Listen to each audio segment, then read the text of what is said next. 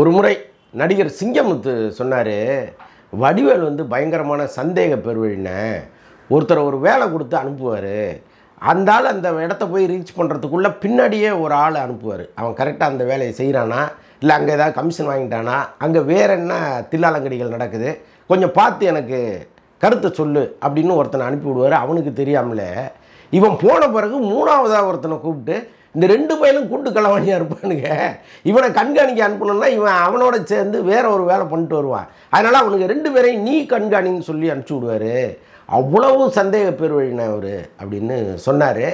ஒருவேளை அவ்வளவு சந்தேக பேர் வழியாக சீமான் இருந்திருந்தா இவ்வளவு கேவலமான ஆடியோக்கள் வெளியே இருக்குமா அப்படிங்கிறது என்னுடைய அழுத்தமான கருத்து. ஏன்னா இப்போ யார் தன்னை சந்திக்க வந்தாலும் உங்கள் செல்ஃபோனை வெளியிலே வச்சுட்டு வாங்க அப்படின்னு சொல்லியிருந்தாருன்னா இவ்வளோ பெரிய பிரச்சனை வந்திருக்காதுங்கிறது என்னுடைய அழுத்தமான கருத்து. எதுக்கு சொல்ல வர்றேன் அப்படின்னா, எனக்கே பல முறை அந்த அனுபவங்கள் உண்டு. ஒரு முறை முன்னாள் அமைச்சர் செங்கோட்டையனை பார்க்குறதுக்கு நண்பர்களோடு போயிருந்தோம். அப்போ பேசிகிட்டு இருக்கும்போது திடீர்னு என்னுடைய செல்ஃபோன் ஒழிச்சுது. நான் எடுத்தோடனே அவர் பதறிட்டார். ஐயோ வைங்க வைங்க, முதல்ல செல்ஃபோன் ஆஃப் பண்ணி வைங்க, ஐயோ செல்ஃபோனோடைய வந்திருக்கீங்க அப்படின்னு பதறிட்டார். எனக்கு ஒன்றுமே புரியல, ஏன் இவ்வளோ பதறாரு அப்படின்ட்டு. அப்புறம் டக்குன்னு செல்ஃபோனை ஆஃப் பண்ணி வச்சுட்டேன். இல்லைடா நான் ஆஃப் பண்ணியிருக்கீங்களா பாருங்கள், ஒரு தடவை காமிங்கன்னாரு. அப்புறம் ஆஃப் பண்ணியிருக்கேன்னு உறுதி பண்ணிவிட்டு அப்புறம் பேச ஆரம்பித்தார். அப்புறம் அங்கே நண்பர்கள்ட்ட நான் கேட்கும்போது சொன்னாங்க, அவர்கிட்ட ஒரு கார் டிரைவர் இருந்திருக்கிறார், பல வருஷமாக இருந்திருக்கிறார். அவர் தான் வந்து செங்கோட்டையன் தான் அவர் கல்யாணமே பண்ணி வச்சுருக்காரு. அப்படின்னா பாருங்களேன், கல்யாணம் பண்ணி வீடெல்லாம் வச்சு கொடுத்து ரொம்ப சிறப்பாக அவரை வச்சுருந்துருக்கிறாரு. அவர்கிட்ட ஒரு செல்ஃபோன் இருந்திருக்கு. இவங்க காரில் வந்து பர்சனலாக பேசிட்டு போவாங்க இல்லையா, பல கொடுக்கல் வாங்கல்கள்லாம் இருக்கும் இல்லையா, அது எல்லாத்தையும் ரெக்கார்ட் பண்ணி அங்கே லோக்கலில் இருக்கிற ஒரு முக்கியமான பிரமுகர்கிட்ட கொடுத்து அவர் வந்து போயஸ் கார்டனுக்கு அனுப்பி அம்மா வந்து அவருடைய சீட்டை கழித்து அனுப்பிச்சாங்க. இது வந்து ஒரு பின்னால் ஒரு மிகப்பெரிய சதி நடந்திருக்கு. அப்புறம் தான் இவருக்கு எல்லாமே தெரிஞ்சு அதுலேருந்து யார் செல்ஃபோனோடு வந்தாலும் அவர் பேசவே மாட்டார், கொஞ்சம் ஃபோன் அங்கே வச்சுட்டு வந்துடுங்க அப்படிம்பார். அதற்கப்புறம் ஒரு முறை ஆஸ்கர் ரவிச்சந்திரனை பார்க்க போகும்போது அவர் அப்படி தான் பதறாரு, சார் செல்ஃபோன் கொஞ்சம் ஆஃப் பண்ணி வச்சுருங்களா சார் அப்படின்னாரு. என்ன சார் அப்படின்னு, இல்லை கொஞ்சம் ஆஃப் பண்ணி வச்சுருங்க சார் அப்படின்னாரு. சரி ஓகேன்னு செல்ஃபோன் எடுத்து ஆஃப் பண்ணி வச்சாச்சு. சார் ஆஃப் பண்ணிட்டீங்களா, ஒரு தடவை காமிங்க சார்னாரு. எனக்கு பயங்கர கடுப்பாகி போச்சு, என்னடா இப்படி சந்தேகப்படுறாரு, அவர்கிட்ட பேசுகிறதா வேணாமா அப்படிங்கிற அளவுக்கு. எதுக்காக சொல்கிறேன்னா, இவங்கெல்லாம் எங்கேயோ பலமாக அடிபட்டிருக்கிறார்கள், அதுதான் முக்கியமான விஷயம். இப்போ இனிமேல் வந்து சீமான் கவனமாக இருப்பாருங்கிறது என்னுடைய அசைக்க முடியாத நம்பிக்கை. என்ன சொல்ல வரேன் அப்படின்னா, அவர் வந்து சாட்டை துரைமுருகனை பற்றி ஒருவர்கிட்ட பயங்கர குறைப்பட்டு பேசுகிறாரு, அவன் என்ன பெரிய டேஷ் பயிலாங்கிற அளவுக்கு கோவப்படுறாரு. ஏன்னா இப்போ சமீபத்தில் ஒரு நிகழ்வுக்கு போகும்பொழுது அங்கே சாட்டை துரைமுருகனுக்கும் ஒரு பெரிய அடிதடி பிரச்சனையாகி அதை நேரடியாக என்னுடைய கவனத்துக்கு தானே கொண்டு வந்திருக்கணும். நீ என்ன உட்காந்து வீடியோ போட்டு அதில் 2 லட்ச ரூபா சம்பாதிக்கிறியா, நீ வசூல் பண்ணுறியாங்கிற மாதிரி அவர் திட்ட. இப்போ அந்த ஆடியோ வந்து அங்கே உட்காந்துருந்த ஒரு நபர் அதை வந்து கரெக்டாக ரெக்கார்ட் பண்ணி துரைமுருகன்கிட்ட கொடுத்து அதை அவர் செல்ஃபோனில் வச்சுருந்து உள்ளே இருக்கிற மொத்த விஷயங்களையும் எடுத்து ஒன்று ஒன்றா வெளியிட்டு இருக்காங்க. இது வந்து நாம் தமிழர் கட்சிக்கு மிகப்பெரிய கேட்டை ஏற்படுத்தியிருக்கு, சந்தேகமே இல்லை.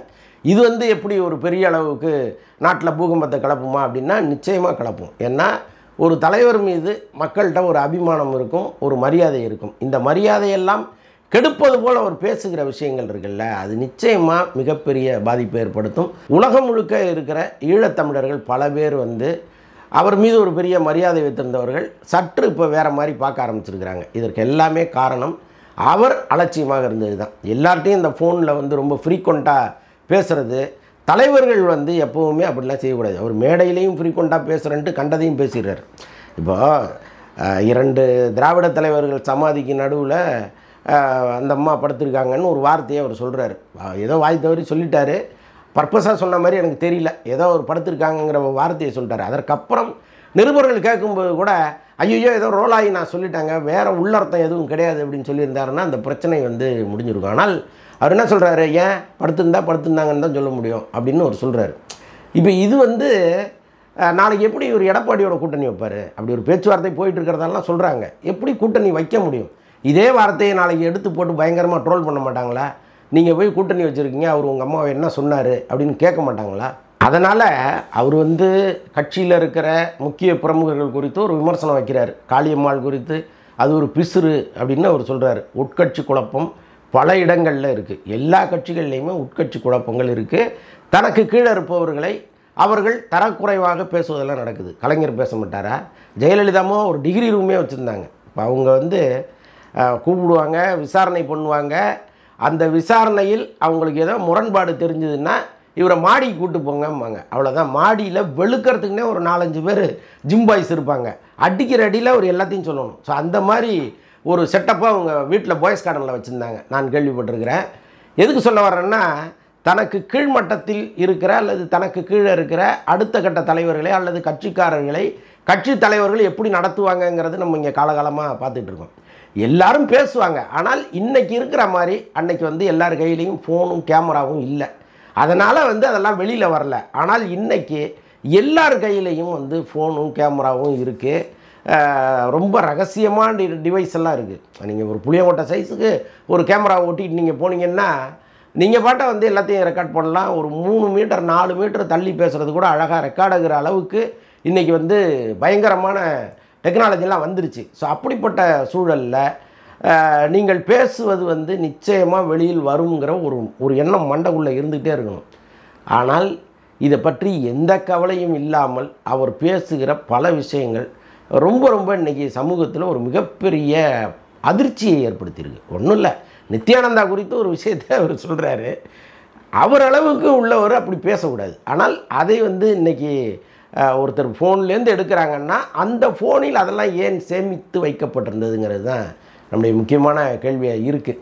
அது கட்சிக்குள்ளே அவங்க நினைத்த மாதிரி மிகப்பெரிய பிரளயத்தை ஏற்படுத்தியிருக்கு. அதில் ஒன்றும் சந்தேகமே இல்லை. 8% வாக்குகள் நாளைக்கு எலெக்ஷன் வச்சிங்கன்னா 4% மாறுகிற அளவுக்கு ஒரு மிகப்பெரிய விளைவை அதை ஏற்படுத்தியிருக்கு. அதில் வந்து மாற்று கருத்தே கிடையாது. ஆனால் இனிமேலாவது அவர் எச்சரிக்கையாக இருப்பாராங்கிறது தான் நம்முடைய கேள்வி. எதுக்கு நான் சொல்ல வரேன்னா, அரசியல் தலைவர்களில் சீமான் மட்டும்தான் அப்படி பேசுகிறாருன்னா இல்லை, எல்லாருமே பேசுகிறாங்க, எல்லாருமே அடிக்கிறாங்க, ரொம்ப ரஃப் ஹேண்டில்லாம் பண்ணுவாங்க. அப்போ தான் கட்சியை நடத்த முடியும். அதில் ஒன்றும் தவறே கிடையாது. நீங்கள் வா மச்சான்னு தோளில் கையை போட்டிங்கன்னா உங்களை காலி பண்ணிட்டு அவன் மேலே வந்து உட்காந்துருவான். இதுதான் நடக்கும். இன்னொன்று, இந்த கிளை செயலாளர், வட்டச் செயலாளர், மாவட்ட செயலாளர்கள், எம்எல்ஏக்கள்லாம் எவ்வளோ பெரிய தில்லாலங்கடிகளாக இருந்திருப்பாங்கன்னா அந்த இடத்துக்கு வந்திருக்க முடியும். சும்மாலாம் வந்துட முடியாது. பலவித குட்டிக்காரணங்களை அடித்து, பலவித துரோகங்களை பண்ணி, பலவித பழிச்சொற்களை இன்னொருத்தர் மேலே போட்டு அப்போ தான் அந்த இடத்துக்கு வர முடியும். அப்போ இவங்களெல்லாம் கட்டி மேய்க்கிற ஒரு தலைவர் வந்து இதையெல்லாம் கற்றுக்கிட்டு இருந்தால் தான் அதை மேய்க்க முடியும். அப்போது அவங்க அப்படி தான் ஹேண்டில் பண்ணுவாங்க. அன்பால் ஹேண்டில் பண்ண வேண்டிய இடத்துல பண்ணுவாங்க, ரஃப்பாக ஹேண்டில் பண்ண வேண்டிய இடத்துல பண்ணுவாங்க, இன்னும் கேவலமாக பேசுவாங்க. இதெல்லாம் இன்றைக்கி வெளியில் வர்றதுனால பல பேருக்கு அடடா இவர் இப்படி பேசுகிறாரே அப்படின்னு தோணுது. ஆனால் வெளியிலையும் அவர் அப்படி தான் பேசிகிட்டு இருக்காரு. பல மேடைகளில் அவர் வந்து அவருடைய தரம் தாழ்ந்து தான் பேசுகிறாரு. நம்ம கூட பல இடங்களில் குறிப்பிட்டிருக்கோம், ஒரு அரசியல் கட்சி தலைவர் அப்படி பேசவே கூடாது. 2ஆம் கட்ட 3ஆம் கட்ட தலைவர்கள் தரம் தாழ்ந்து பேசலாம். ஆனால் ஒரு தலைவருங்கிறவர் அப்படி பேசக்கூடாது, மைக்கில் பேசவே கூடாது முக்கியமாக. அப்படிங்கிறது தான் நம்ம தொடர்ந்து முன்வைக்கிற விஷயம். இந்த கள்ளக்குடி கொண்ட கருணாநிதி பாடலை அவர் வேறு விதமாக பாடியது தான் இவ்வளோ பெரிய பிரச்சனைக்கும் காரணம். அரசியல் பண்ணலாம், நீங்கள் அரசின் மீது இருக்கிற எல்லா குறைகளையும் சுட்டி காட்டலாம். கனிம வள கொள்ளைன்னு பேசுகிறீங்க, அதெல்லாம் சூப்பரான விஷயம். நீங்கள் என்னென்ன இங்கே வந்து பிரச்சனைகள் இருக்கோ எல்லாத்தையும் நீங்கள் பேசலாம். ஆனால் ஒரு இறந்த தலைவரை இவன்லாம் பேசுகிறது வந்து அரசியல் தலைவருக்கு அழகு கிடையாது.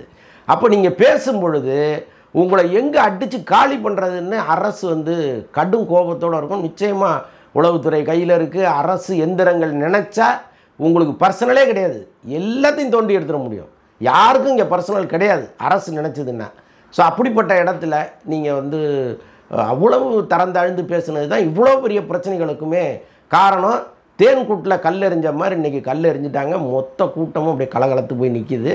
இது வந்து ஏதோ நான் அதிகப்படியாக சொல்கிறதா நினைக்கவே வேண்டாம். நான் பல பேர்கிட்ட பேசும்பொழுது சீமானுடைய அந்த விமர்சனத்தை, இந்த பிசுறுங்கிற வார்த்தை, ஃபிகருங்கிற வார்த்தை, தேப்பையன்கிற வார்த்தையெல்லாம் யாராலும் சகிச்சு கொள்ள முடியல. அப்படி தான் வந்து இன்றைக்கி சூழ்நிலை இருக்குது. இது விஜயை எந்த அளவுக்கு பாதிச்சிருக்கு அதுதான் இப்போ நான் சொல்ல வர்றேன். இப்போது விஜயும் சீமானும் ஒன்றிணைய போகிறார்கள். அவங்களுடைய எதிர்கால லட்சியமே வந்து ஒரு கூட்டணி அமைத்து ஒரு ஆட்சியை பிடிப்பது அப்படிங்கிறது தான். இந்த கூட்டணிக்குள் இன்னும் சிலர் வரலாம் அப்படிங்கிற அளவுக்கு நிலைமை போயிட்டு இருந்துச்சு.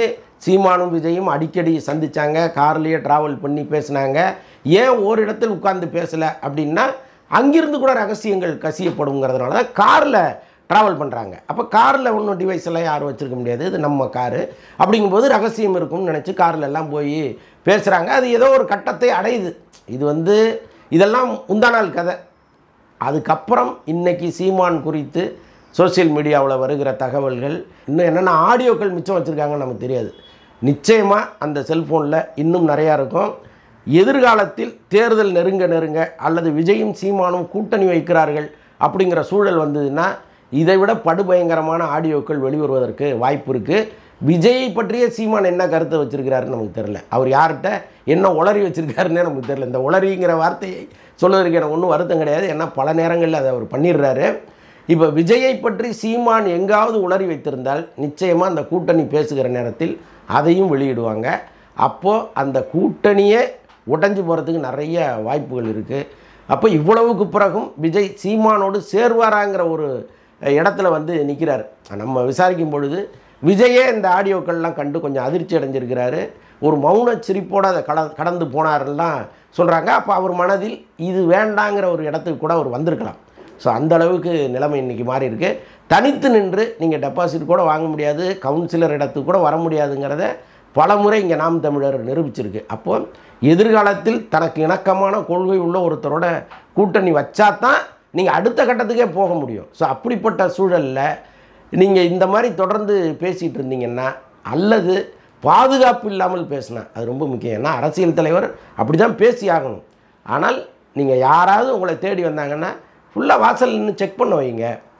ஒரு முரட்டு ஆசாமி உங்கள் பின்னாடியே வராருல்ல, அவரை நிறுத்தி யாராக இருந்தாலும் அது உங்கள் நண்பர்களாக கூட இருக்கட்டும், நிறுத்தி என்ன எடுத்துகிட்டு போகிறீங்க, ஃபோன் இருந்தால் வெளியில் வச்சுட்டு போங்க, அப்படி தடவி பாருங்கள் வேறு ஏதாவது மைக்கு வச்சுருக்காங்களான்னு. அதற்கப்புறம் அவரை சந்திக்க அனுப்புங்க. அங்கே நீங்கள் ஃப்ரீக்வெண்ட்டாக பேசுங்க.